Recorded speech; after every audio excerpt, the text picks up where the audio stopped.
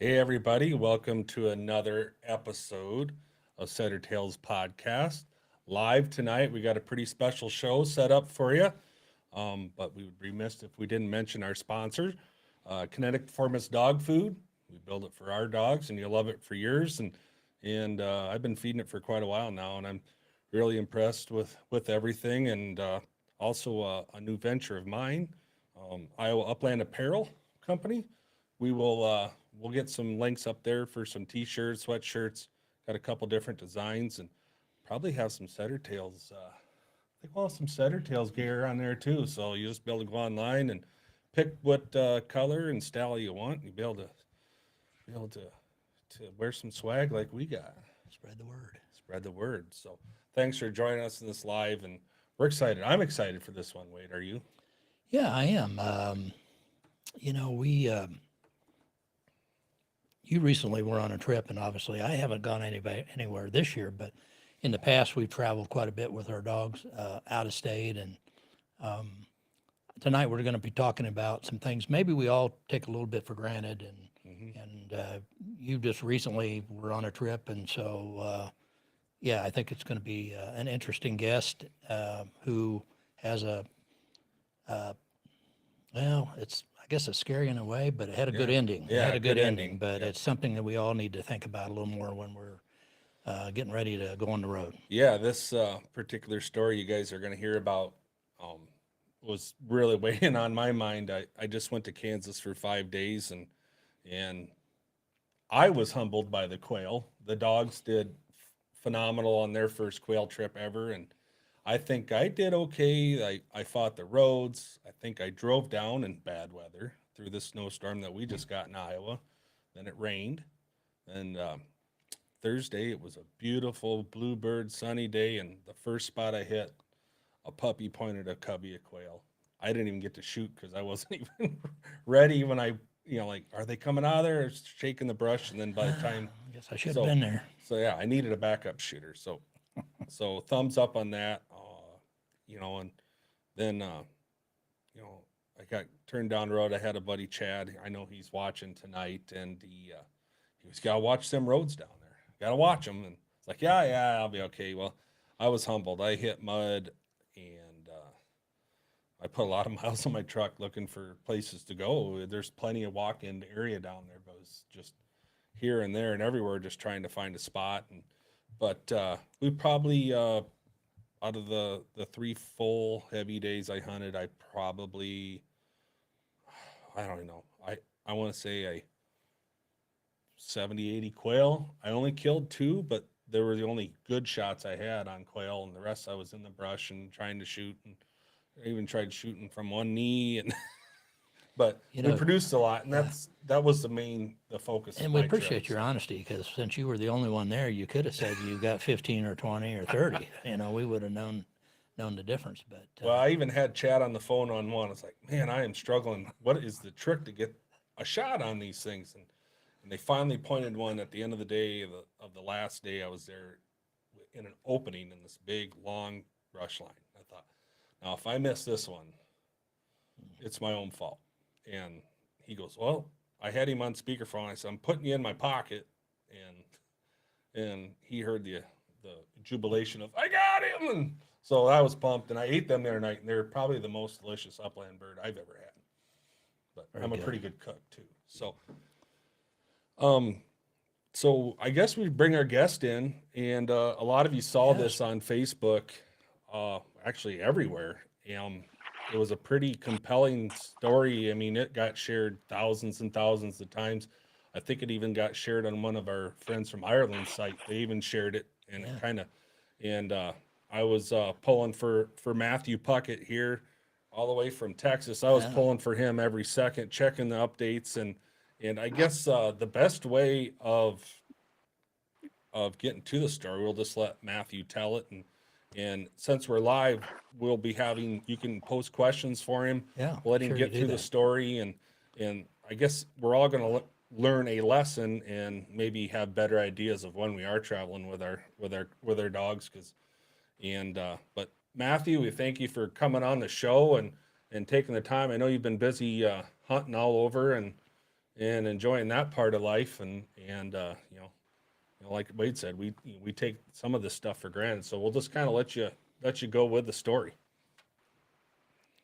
Thanks for having me on. So he's Philip Webster and Sammy Davis, and we decided on a trip, and we had hunted, but we had not been. None of us had ever been. Decided that we're going to go ahead and try. We had quite a few dogs going, and between the three of us, there were 17 dogs, and to haul the dogs.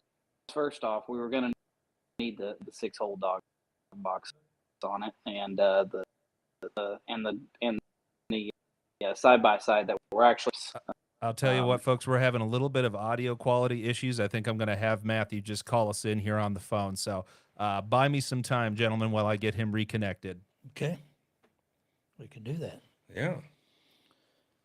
Oh, well, yeah, so your trip sounded like it was a lot of fun for you. Yeah. And that's the first time you'd been in that part of Kansas. I had driven out with another dog trainer when I was kind of apprenticing for him and with labs, and Sugar, my old dog, was just my first, English, after a little different spell, but my English setter, and Sugar was a baby, and Colby, Kansas, went way out there. But Yeah. we didn't battle anything like what I battled where I was, and the road would look good, and then you get going, they're like, oh crap.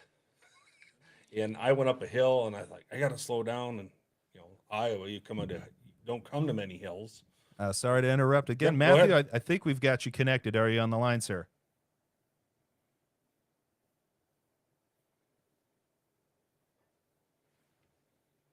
Matthew, are you there? Hello. Matthew, can you hear us? Hear me now? Yes, we can. Yes, sir. Can you hear me? Okay, perfect. So we got Matthew back. We'll kind of start over with your story, and you can we'll try it again. Sorry about that. No, you're all right. Yeah, sorry about the bad connection, I guess. So like I was saying, I was with my buddies Philip Webster and Sammy Davison, and we decided to try our hand at Arizona for the first time. We had hunted up north together this year, and decided to go ahead and try some desert quail, with Texas numbers being down a little bit. So we decided to take, we took Philip's truck and trailer and mule, and the side-by-side has a 6-hole dog box on it. And then the trailer also has a 6-hole dog box on it. We were taking quite a few dogs, so we were going to need the side-by-side, first off, just to get the dogs out there. But second off, we thought we'd take it out there, and once we hit the desert roads, that we'd be able to back that thing off there and go out and hunt. And so we decided to leave Friday morning, and we kicked out of, we all met at Philip's house down in Dallas, and we kicked out of there. And we left, drove to Las Cruces, and decided to stay the night in Las Cruces. And unfortunately, I was in charge of picking the hotel, so I guess I'll take the blame for that one. But we went and grabbed a room at the hotel, went and had dinner, came back and fed dogs. And so we backed the truck and trailer into a parking spot. And when you look at the parking spot, I don't know if y'all guys have seen it on the pictures on social media, but when you look at the parking lot, we backed it up to a spot that I never thought that somebody could get that thing off there. And it had a high curb, and then there was a very low hanging tree, and then there were 2 very good sized boulders behind it. And so we parked it there, and those guys are very diligent about locking everything up that they can. So we locked everything up and went to bed and felt good about it. Really didn't think a whole lot of it. Philip had a winch strapped, had the front of the mule cinched down with that winch, and then, the straps all over it, and had the key in his pocket. So we went to bed, and then, those guys, those older guys, they wake up at 4:30 for fun. And I need my beauty sleep a little bit more than they do, I guess. So We decided we were going to do breakfast at 7:30, which it's a miracle to get either one of those guys to sleep till 7 or stay in their room till 7. So they started banging at my door at 6:45, and I just knew that they were giving me a hard time, saying, "Get your butt up and get out here." And so we were messing with each other, and so I kind of ignored them a little bit, and then I got a phone call from Sammy, and I answered it, and I'm kind of groggy, and I answered it, and he said, "Matthew, you need to get out here. The buggy's gone." And I said, "Sammy," I said, "whatever. You're messing with me." And he said, "Man, I wouldn't mess with you." He said, "Somebody stole the buggy." I said, "Yeah, okay, all right. I'll let me hurry out there." And I was being sarcastic, let me hurry out there and let me come out there. And I heard Philip's voice in the background, and it was his tone of voice that really worried me and had me on alert that they were being real. And he said, "Matthew, your dogs are gone." And I tossed on a pair of shorts and a shirt, and I ran out the front door of the hotel, and I looked to the right down the parking lot, and sure enough, it was gone, absolutely gone. And nobody can really prepare you for that moment and that realization that it's gone and your dogs are in it and your dogs are gone and you're in a place that you are unfamiliar with and a place that has a high crime rate. I've hunted Arizona before. I've hunted around Hobbs and in that area, and it's not a place that you want to have anything stolen that you ever have any hope of ever seeing again. And so saw that it was gone, and that's my jaw hit the ground, and I wanted to fall on my knees. I wanted to puke actually when I saw it. And I ran down the hallway to their room and banged on the door, and they're both just kind of in there in shock, and they've already called the police, and the police are on their way. And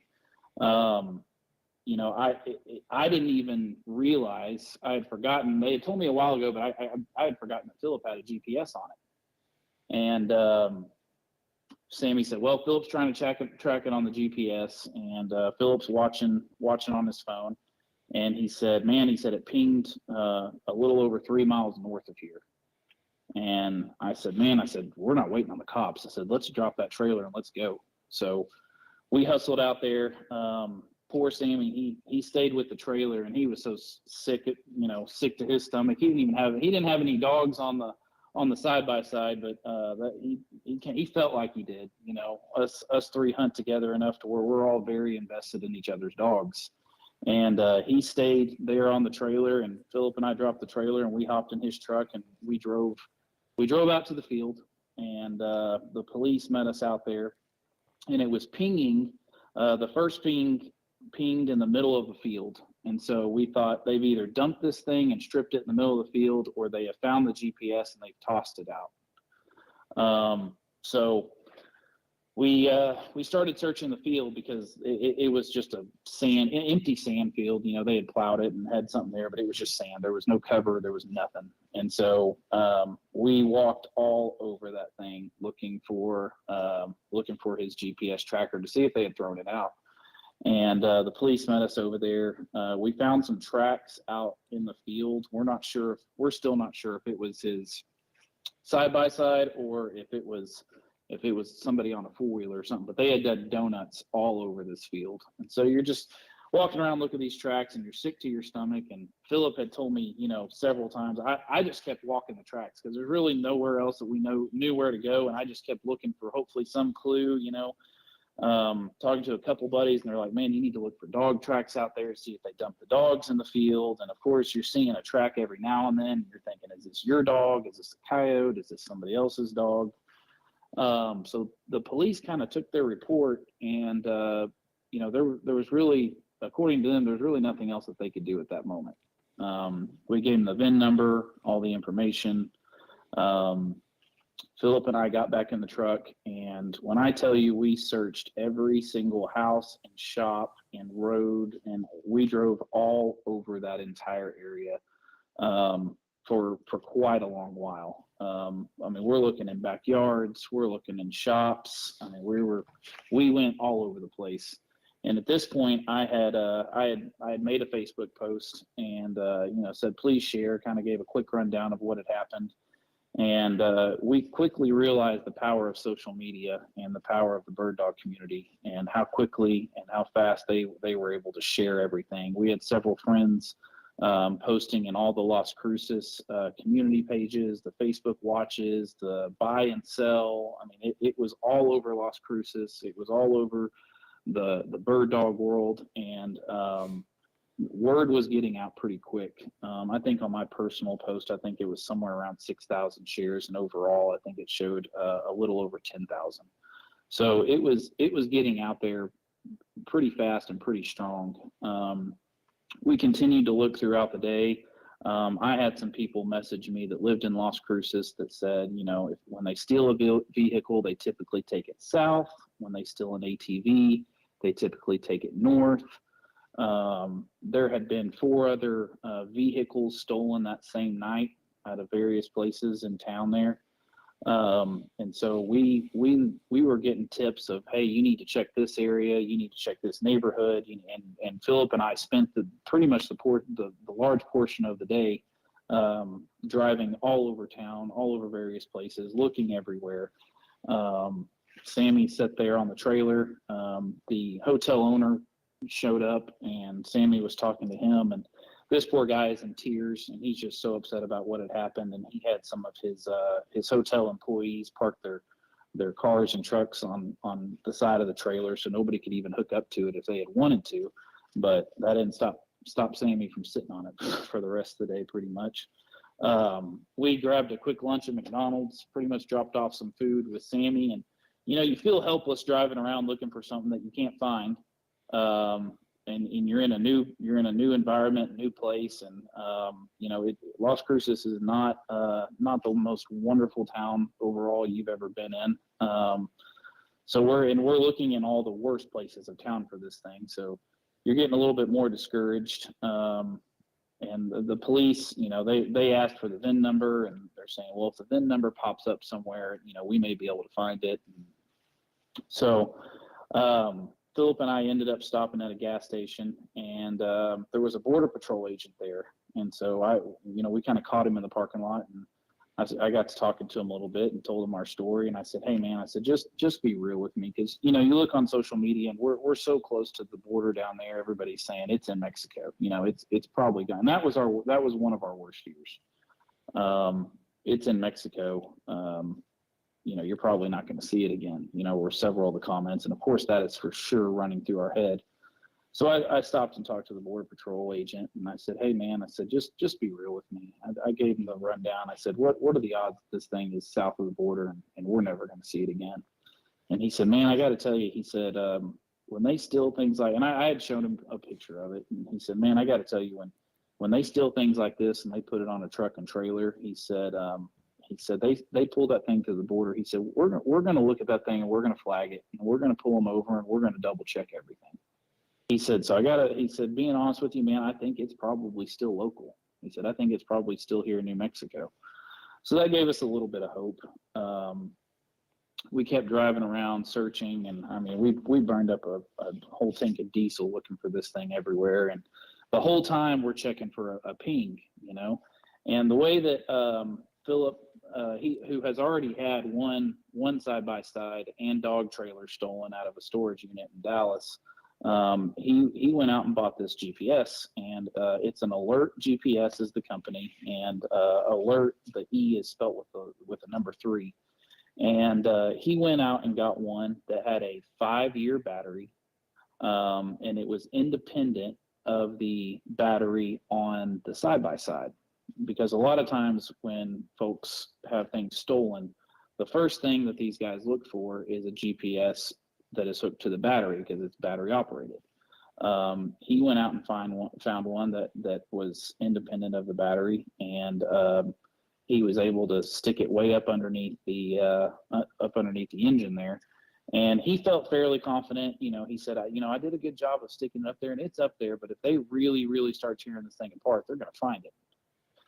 But the 5-year battery is able to last because it only pings off of a cell phone tower every 12 to 16 hours. So it had pinged at 5:30 in the morning. They had stolen it at 1:20 is when everything had been stolen. At 5:30, it had pinged around three miles north of our hotel out in the field, and then we didn't have a ping after that. And if there's probably any words that Philip never wants to ever hear out of me again, it's check for a ping, because I think I said that about 1,000,000 times that day. So we're driving all over town, and we're looking for this thing. And no luck, starting to get a little discouraged at this point. I mean, we were discouraged the whole time, but the realization of what's really happened is kind of wearing in on you. I called my friend Ronnie Smith, and I filled him in on the whole thing. And at one point I basically asked him, I said, Ronnie, I said, man, just be honest. I said, how long do these dogs have locked in that dog box to live? And he said, with the weather that you have right now, you've got 3, maybe 4 days. There had been other cars in the area stolen that had dogs in it, and they had dumped the dogs in various parts of town. There had been some found out in the desert. There had been some found in parks, and a lot of people in the police had told us, the dogs are going to be what leads us back to whoever took it or the area that they're in. Now these are 6 bird dogs, so and if they've been locked up in pinup, you pop those dogs out, they're going to take off. You know what I mean? So we continued to look for the rest of the day. We got a phone call from somebody that said that they had a private message sent to them through social media of somebody claiming to have knowledge of the dogs and where they were in the side-by-side. And they had a cell phone number. They wanted us to call them. Can you guys hear me? Yep. Okay, just making sure. So we got a hold of this guy, and he said, man, I didn't take your stuff, but I know who did, and I know the guy's names, and if you give me $1,000, I'll give you the guy's name, and I'll give you the address of where they were. So I Googled the area code, because the area code was not a Las Cruces area code. So I Googled the area code, and it came back to Laredo, Texas, which immediately was a red flag to me that this guy probably just saw this on social media and was trying to make a quick dollar off of somebody in a time of need. So he actually, we called him and talked to him on the phone, and we basically, I told the guy, I said, man, I'll be honest with you, I think you're lying. I don't think you have our stuff. And I said, I'm going to need some type of proof. And I'll be dang if he did not send a picture of our side-by-side, and he was actually there with it. Which, on one hand, there's a sense of relief that you're actually talking to a human being that actually does know where your stuff is. And on the other hand, you want to reach through that phone and strangle the guy. So he said, give me $1,000, and we're going back and forth with them. And Philip said, well, I'll give you 500 now and 500 later. He said, well, give me 750 and I'll send you an address. And the way that he had us pay him was through an app. And basically he texted us a barcode that we had to take to a Dollar General and have them scan the barcode. And then we gave them cash that went to that barcode, which I'm not really sure how all of that works, but anyway, he one way or another, he got his money. And then he sent us an address. We went to the closest police station, which, funny enough, the police station was about, I don't know, maybe 1.5 miles from where it had pinged the first time out in that field. We hopped in the truck, and it was outside of Las Cruces, so they called the sheriff's department, and sheriff was going to meet us down there. And I mean, we punched it getting down there, and the sheriff had just rolled in. There's 3 of them that had just rolled in right before us, and they had killed their lights down the street. So we sat down the street, and we kind of watched the whole deal unfold. And those guys came out, and they got together and started talking, and then they decided to start looking around, and they're shining their flashlights on this house, and they kind of they went busting through the gate, went up to the people's front door. One guy's kind of walking around, and one sheriff's walking around on the side, and flashlights are out, and they start banging on the front door. And well, it's an older couple that lives there, and they have no idea why 3 sheriffs are banging on their door so aggressively so late at night, and were scared out of their mind and had no idea why they were even associated or why their address was even given. So we're talking to the sheriffs afterwards a little bit about it. At this point, I think we were probably at our absolute lowest at this point mentally. And we get back in the truck and start heading back to the hotel where Sammy was. And the guy continues to text Philip and say, "You never came to the address." And we're like, yeah, we sure did, with half the sheriff's department ready to bust down somebody's front door. And he said, "No, I didn't see you." He said, "Venmo my girlfriend $500 and we'll meet you at a gas station and I'll take you to the right house."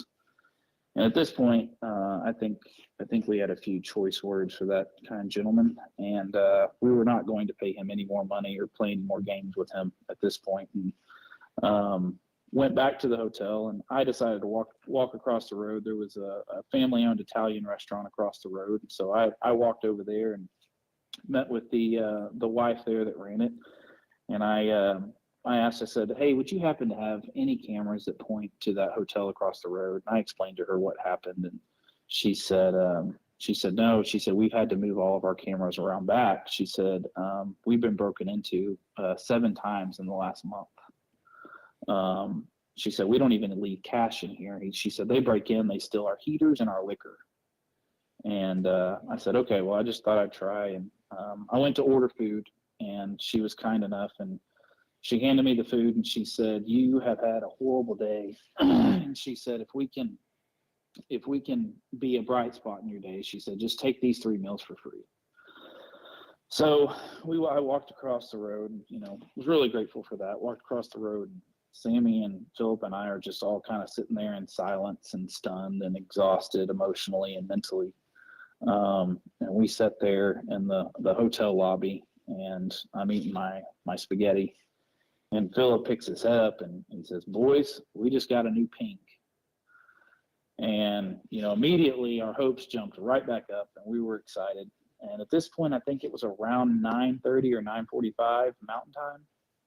And immediately, you want to grab your guns and grab your stuff and load up in the truck and drive over there and, go directly to that ping. But, we got to talking about it, and the owner of the Alert GPS company, Tony, he was great. All day, Philip had stayed in constant communication with him through text and phone call. He was working with his engineers to try to get it to ping.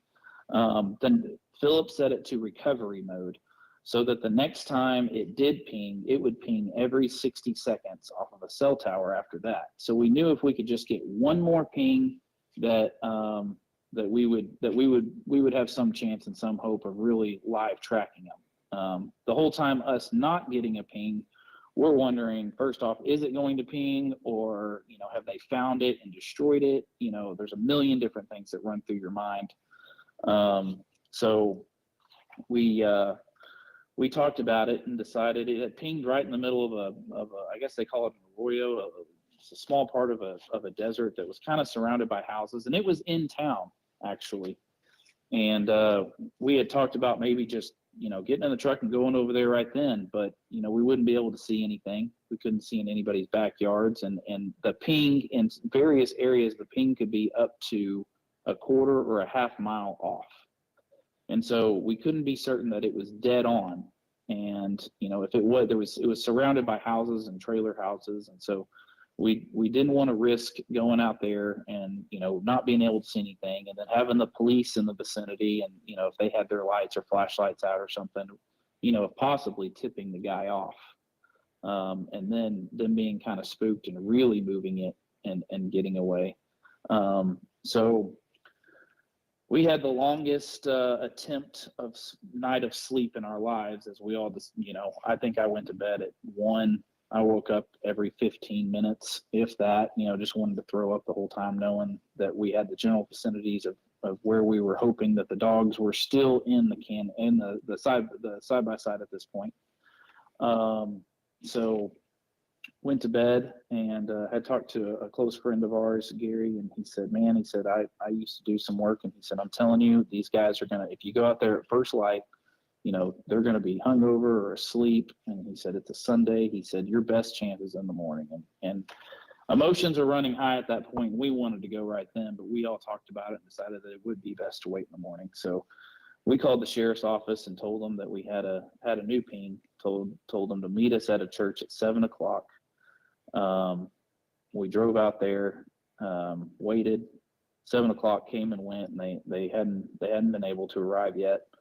And so we decided to go in and look for ourselves. And we were driving around a little substation of a power plant out there, and we drove around it, and we looked out across the desert. And I just happened to look to the left, and I saw the aluminum from that dog box sitting out in the middle of the desert. And all three of us just kind of took off running over there with shotguns in hand and pistols, and just in case we were to encounter something we didn't really want to encounter, and got over there. And I ran up on there, and the first thing I did was check all the dog holes in there and make sure that they were in there, and they were there. So immediately, it's a very emotional moment. We're waiting on the sheriff. Sammy was on the phone with them, trying to get them out there as quick as possible. Some of the neighbors had kind of woke up there and were walking around. So, they finally were able to arrive, and the dogs were in it. We unlocked it, pulled them out. None of them had peed or pooped in the kennel, and at this point, they had been in there for 36 hours. They all took a big drink of water and stretched for a while, and Philip and Sammy went back to get the trailer, and Randy Schultz, a friend of mine, was hunting in Deming, and he came in to look because we knew the general area, and he had driven all the way in from Deming and paused his hunt to come in and help us look. And we came out there. He came out there, and he and I towed the mule out of the desert area, and then us and the sheriff had all pushed it up on the trailer. And the sheriff recognized the truck that had stolen it, and they knew exactly who it was. Said he was 24-year-old man that they had already arrested about 16 times, and he had already stolen some cars. So yeah, that's basically the story. That's just that's crazy. And he hot wired that correctly. Yeah. So looking back at the camera footage, they had pulled in. It was a single cab blue Chevy with a mismatched rim. That's how they kind of were able to tell exactly what it was. And it looked like he had a bunch of metal. The sheriff thought that it might have been some catalytic converters in the back, and he jumped on there and he hot wired it. So the ignition is all messed up.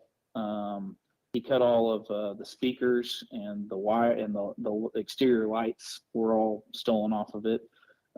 He popped all the latches on the dog boxes. The storage on the dog boxes.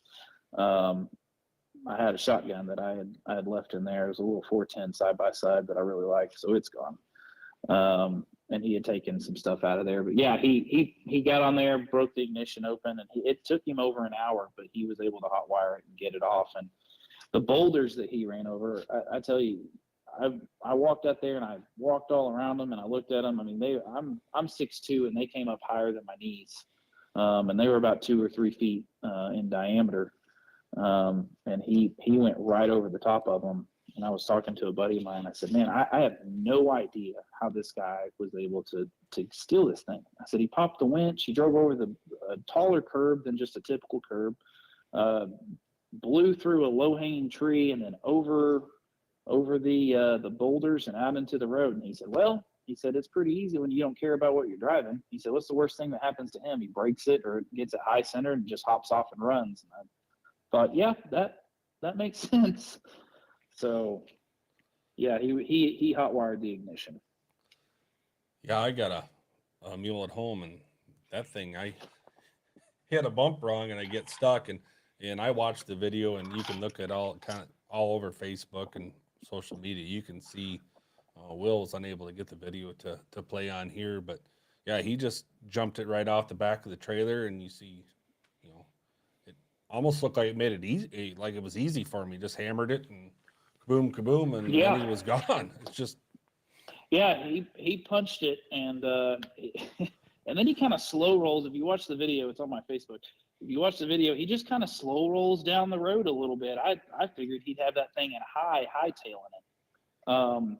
From where we found it to the hotel was over 14 miles. And I asked the sheriff, I said, how the heck did this guy drive this thing through town 14 miles up here without raising any flags or catching anybody's eye or anything? And he said that they have so many dried out creek beds and river bottoms. He said, man, they drive these things down into those bottoms. And he said, you just can't find them again. He said they can get anywhere they want to in town through those creek beds and river bottoms. And that's how they get through. I had stayed with the sheriff and kind of talked to them for quite a while, and I said, what was the odds of this ending up like this? And the sheriff said, man, I've been doing this for 23 years in Las Cruces. He said, this is a 1 in a million. He said, I have never had one recovered like this. He said, typically within 24 hours, they're spray painted a different color and they're stripped down, and the only way we find them is, 2 or 3, 4, 5, 6 months later in the back of somebody's yard. When we're making, arrest for drugs or serving a different warrant, not actually looking for the ATV. So he said, I've never seen anything like this before. do they think maybe did the four-wheeler maybe die on him and he couldn't get it running again, or? Well, so he had siphoned the gas out of it. Okay.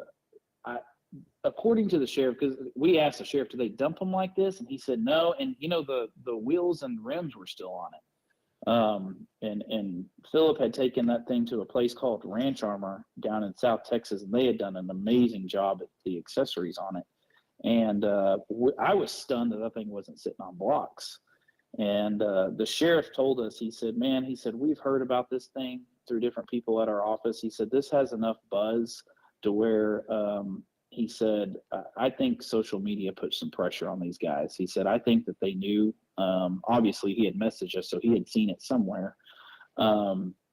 He said, I think that they knew that there was some heat. And the guy had sent us the guy that we had paid the money to had sent us he had screenshotted a conversations between him and somebody. And whether this was real or not, we'll never know. But it had said, man, I got to get rid of this. I got to get rid of this ATV and this dog box. He said, this is way too hot. He said, this is catching way too much heat, and I got to dump this thing and get rid of it. And supposedly the guy was texting him back, man, you give those people their dogs back. And he was like, no, I just need to get rid of this thing. So we showed the conversation to the sheriffs, and they were like, man, it could have been real. It could be fake. He said, but either way, he said, I definitely think this guy knew how hot this thing was, and knew how badly everybody had wanted the dogs back. He said, so I definitely think that, he said, I haven't seen one that had a social media presence like this, where there were thousands of people that were upset about it and looking for it, and had the whole community, upset because there were so many dogs. So, yeah, he said he definitely thought it had something to do with it, but it was out of gas. The gas, I think the fuel lines broke on there. It was empty, completely empty of gas. And he had hot wired it. So, and he had it for 36 hours. So there's no telling, where all it went. Cause Philip said that he had, I think, a little bit over 3/4 of a tank. So it would have lasted way more than 14 miles, but yeah, the gas tank was completely empty. We do have a few questions. Yeah, All right, I've what got you got? Travis writes, I'm going to need that tracker make and model. So the tracker is alertgps.com, and the E in alert is the number 3. The tracker is on there. I actually spoke with Tony today, and we after Philip and I talking about it for quite a while, I really think the way to go is to get 2 different ones. One that ties directly into the battery that has real-time tracking capabilities, and then still get that 5-year one with the a battery on its own that you can tuck up in there to where they can't see it. Okay. Our next question. I don't know the exact model, but that's the website, and I know that he has them on there. And my question would be, why did he decide to do that? Had he had an issue before, or how did it come up that he decided to put the GPS on there like he did this time? He had another side by side and dog trailer stolen out of a storage unit in Dallas. Okay. And I think that was enough for him to say, well, this next one's going to get a tracker. Mm-hmm. All right. Our next question comes from Corey. They write, any update on the supposed perp? So we've called a few times checking on that. They know exactly who the owner of that truck is. They say that, clearly he's been arrested 16 times. I can tell you that the sheriff's there in Doña Ana, where we found it. They're pretty darn tired of that guy from the conversations that we had. They have to be able to tie him to the actual event. The only way to do that is to find either my gun or some of Philip's things they took a full list down of everything that was stolen. And they have to be able to tie him to it. So they have to find something that he stole from us, either in his truck, on his person, or at his house. As soon as they saw the video, they said, yep, we know exactly who that guy is. They said, he's just across town here. And Doña Ana is, I guess, kind of a suburb of Las Cruces, just north of it. And that sheriff hopped in his squad car immediately and drove to his house to wait on him. And he wasn't there, but he said he was going to stay and wait. So as of this moment, we don't know of any arrests being made, but they have to be able to tie him to it. But they know that he was the one involved. Okay, I've got another question for you here, and you might want to take a beat to answer it. But Melissa writes, what's your future plan to try to deter thieves from messing with your items in the future? So not stay in New Mexico would be the first option. We have talked about that will get passed over. Actually, I take that back. I've got some really good friends of mine that live in Lovington, and they have a beautiful gated home. So I could stay at their place. But other than that, we talked about this. We had talked about before running a chain and with a lock over, the mule through the axle or something like that, and then maybe a bicycle lock in the front. I've got a Can-Am, and a buddy of mine and I went to Wyoming last year, and we had a lock through the front bumper of it. So definitely would probably take those two precautions. Probably add the real-time tracking GPS tied to the battery, plus the actually battery operated one. And then also backing the truck and trailer up to some type of wall or another vehicle or a pole of some type, to where they actually physically could not back that thing off if their life depended on it. Which, again, if you look at it in person, I never thought that they would be able to get that thing off there. I thought for sure, I was like, yeah, we're safe here. And it was right under a light pole in the whole 9 yards. But that's probably what we'll do. End up chaining it down with chains and backing it up to a place where they physically cannot back it off the trailer. Yeah, and we'll actually have Will post that video on our Facebook page. So if people want to see that, they'll be able to. And when I was going through all this, when watching, I was checking it all the time for you guys, and I was like, I'm getting ready to go to Kansas. So I got my dog box, a chain through. I didn't have a trailer or anything, but it's like, man, I got a new truck, so I was like, okay, does this has got the automatic tailgate now? Is it gonna unlock? Or so I went through a million things in my head and like lubed up the locks on my dog box and made sure they were working order, because you don't always want to put 4 on the ground when you're by yourself. So you're gonna leave 2 in there and worry about just the certain things. Anytime you're traveling, is you're worried about, are they too hot? Are they too cold? Is there enough airflow? It's just like a million things run through your mind. Like this 4-wheeler getting stolen with, full of your dogs. You've got hundreds and thousands of hours in, and really, you can't replace a dog. It's just tough. You got to start over, and it's just.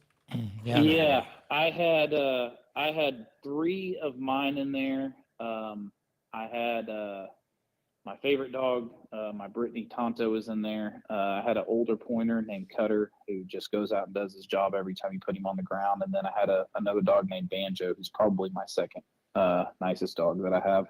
And then Philip had a setter named Hawk, and it's his favorite dog and probably his nicest dog. And then he had 2 pups out of Hawk and that were on there as well, Finley and Huck. So especially considering that both of us, my favorite, his favorite, are both on there. Plus, obviously, clearly we love all of our dogs, but it was extra heartbreaking that's what had happened.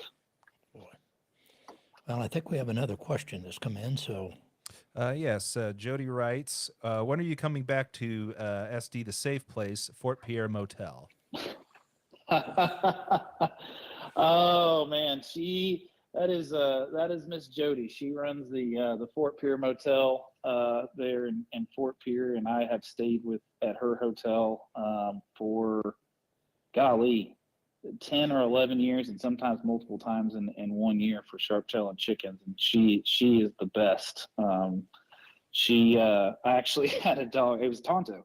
He decided to get into it with a porcupine, and I had posted the picture on Facebook, and she took the liberty of printing it out and plastering it on my door of my hotel room for everyone to see. So it may be better for me. If you are ever in South Dakota, that is definitely the place to stay, because they are the best people in the world, and it is an extremely dog-friendly place. I had a reservation to stay there. I'm sure she probably curses my name, but I called her like the day before I was supposed to be there. It was a snowstorm, and the guy was supposed to meet up. Hey, there. if you're on her good side, she is incredibly sweet and will make some of the best sweets for you to eat every morning. But if you get on her bad side, I'd watch out on that one. I'm gonna bring flowers when I come up there.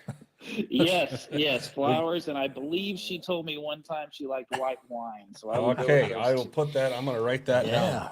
We have well, another question. Yeah, so far we've got South Dakota and all over the country checking in. So. Who else is out there? Who else is out there? We do have another question. Kristen writes, how are the dogs? The dogs are okay. I was worried about that, being locked in that thing for so long. Actually, first off, in the message, he told us that the dogs were out of the dog boxes and they were in a lean-to horse shed, which immediately it kind of worried us because, those dogs are tired, cold, hungry, thirsty, grumpy. Some of those dogs are not the best of friends at certain times unless they're out in the field hunting. So the thought of them just chunking them in some yard together, we were worried about that. And then also, I'm fairly certain that the pit bull is the official dog of Las Cruces. We saw those things everywhere out there. So we were also worried they put them in with some of those dogs. And I mean, every horrible thought or imagination that you can have as to what's going to happen to your dogs was running through our heads. I was scared they were just gonna, my immediate fear was they were gonna say, well, we're not dealing with these things, let's just shoot them and just shoot them in the dog boxes. And that's the realization of the situation. And it was the closest thing to mental torture I've ever come across, just worrying about them. But when we pulled them out, they stretched, they shook off pretty hard and stretched, and they all drank about half a bowl of water. We loaded them up. Like I said, they didn't pee or poop, and none of them did in the kennels, which we were shocked by that. 36 hours in there, with no pee or poop by any of the 6. That blew everybody that I've spoken to about it away. Yeah. And we took them back to the hotel, and then we were kind of wondering, hey, when we took them back to the hotel and we fed them immediately, and most all of them ate as much as they wanted to, and then we were kind of worried, hey, sticking these things back in the dog box, how's that going to go? They may put their paws on the side of it and say, nope, not going back in that thing again. You can ride in it. We'll ride in the cab of the truck. but they were all okay. I think these dogs were more mentally resilient than I think we give them credit for. And I had spoken I had spoken to Ronnie Smith, and we were debating on whether just to go home, just wave the white flag and go home. And he said, I think you all ought to go hunt. And he said, I think getting those dogs on birds immediately after this experience, he said it may just wipe, it may be like a dry erase board, just wipe it clean and get them out there and get them on birds. And it may change their whole mindset, and they're ready to go. So that's what we did. Got another question. Alan writes, how was the trailer locked to the truck? We had I forget what kind of hitch you call it, but it was hitched on there with a pin and a lock through it. So they would have had to beat it off or cut it off to get it off there. So you go through all the different, you lay in bed the next night after getting everything back. And during all of it, you're sitting there and you're replaying the whole thing in your head. And you're saying, I would have done this. I wish we had done this. I wish we had done that. And, it's coulda, woulda, shoulda at that point. But the reality of it is, the old saying that, if they want it, they're going to take it. And it's one of those things where you can do everything in the world, but aside from having that thing backed up to a brick wall, light pole, car, something that is completely immovable, they could take it. And at that point, they could just break into the actual dog boxes and take out, which is what we, Philip and I had talked about it, and that's what we always thought would probably happen. Yeah, you see rigs, I traveled a little bit with the retriever trainer. Well, we had a big Ainley box with 12 holes on it, and you lock them, but you're like, they see something this extravagant, they're gonna know them dogs are worth something, and that's always right. You fear, the old wood box that's paint's chipped and cracked on it, and you think, well, they won't bother that guy, but yeah, it's always a scenario. Yeah, and I think, do we have more questions? It just had someone write. Ron asks, or rather writes, just joined and may have been covered, but did the PD get the suspects picked up? Like I said, they know who it is. They know who drives that truck. They immediately recognized it, but they were not able to. At this point, there has not been an arrest, to where they have to be able to find something of ours on his person, in his truck, or in his house or residence that ties him to being there. But trust me, according to the two sheriffs that we spoke to that arrived on the scene, they are looking for any reason to arrest this guy. And something else that I had talked to him about. So if they are able to tie him to it, according to them, it would be grand theft auto, which he's already been in for, animal cruelty, theft of an animal, extortion, and I'll be honest with you, I didn't know this even existed. Theft of a high valued animal, which I'm not sure how that's legally worded at all, but because they're bird dogs, or if somebody had, a roping horse, a barrel horse, a race horse, hunting dog, something like that's an additional charge. Yeah, there's a lot of states, especially Iowa, they have some rules like that. It's kind of there's some gray areas in it. We have legislators that are their clubs up here fight some of that stuff, but if they have a rabies tag on them, or they have and that collar's removed, or the GPS collar, anything's removed off that dog, that turns into a felony right away. Right. Yeah. So that's what he told us, and they said, not to get political, but the sheriff that had been there for 23 years said that as soon as that state went from red to blue is really when their hands were tied as far as law enforcement go. He said if it's a misdemeanor, he said from the time we put the cuffs on them to the time they walk out of the jail, it's 2 hours flat, and they're back on the street. And he said that because of the animal cruelty charge and the theft of an animal, that would hit him harder than a grand theft auto charge. So he said, in a way, he said we're happy, if we can pin this on this guy, because this is going to put him down for a lot of years if we can make it stick. How about the gentleman that was texting you, and is he going to get like any extortion charges? Obviously they could probably figure out with his phone, or maybe he had a burner phone, but So they ran his cell phone number through their database, Las Cruces' database, and the number did not come back up to anyone. So they think that it's a burner phone. To be honest, they think that it's just a burner phone at this point. wow. We have another question. Gregory writes, as my screen kind of goes blank on me there, would having chips in the dogs, could they have tracked them that way? The way that those chips work is they have to be taken to a shelter or a vet, and as my understanding, and it has to be scanned in. So if the dogs have been, if they had broken into the dog holes and released them, and they had been out running, had they been taken to a shelter, which we had notified all the shelters, and the police there in town had as well, that they would have taken them, and then the chips would have worked. Yeah.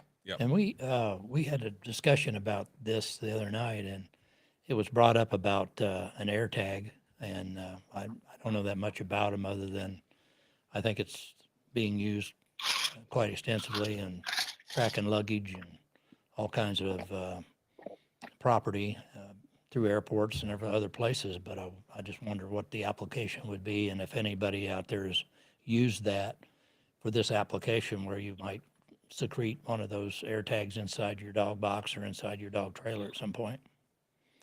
We had talked about that. We had talked about that exact thing as well. Mm-hmm. And I think the only drawback to that we can think of is, to my understanding and knowledge, is if you have the AirTag app on your phone, if you have an AirTag with you long enough, it will notify you that you are within a certain proximity of an AirTag, and it'll say, "Are you aware that you have this AirTag?" And if you hit no, it'll set off an alarm.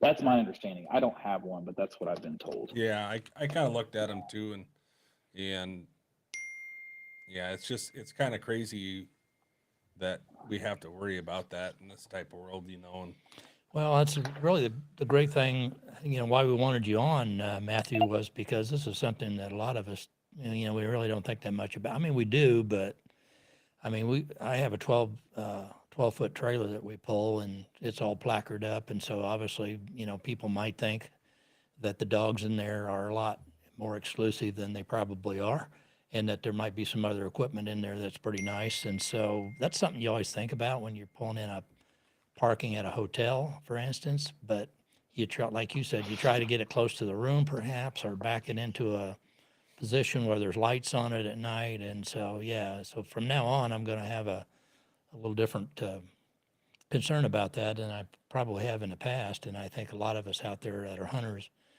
will too. And so it's a great reminder for something to think about. And the outpouring of support from everybody on social media, that went viral. There were people I know that shared it off of my page that, I'm sure you guys, who cares about the four-wheeler? We want the dogs back, of course, and that was probably the most, everybody had that emotional support for you as well. It's like, hey, we got to get these dogs found. Like I said, like I told you before we started the show, I think it got shared all over, and then even Ireland, that story broke out in Ireland on one of their upland pages that I belong to, and it got shared all over the world. I think at one point Philip said that he had somebody that he knew that shared it in Iceland.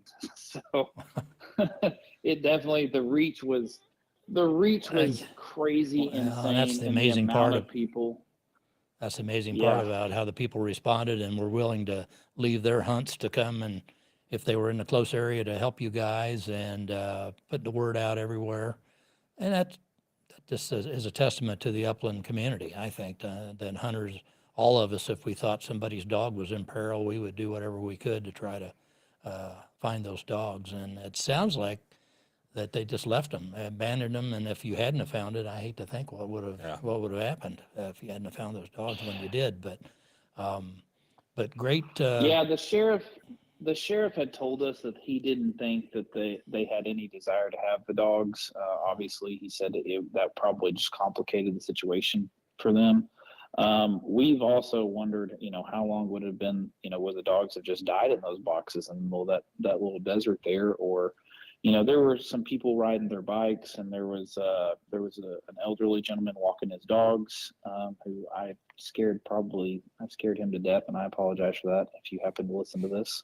But they would have been there until hopefully some good Samaritan came by and heard them and saw them and called 911.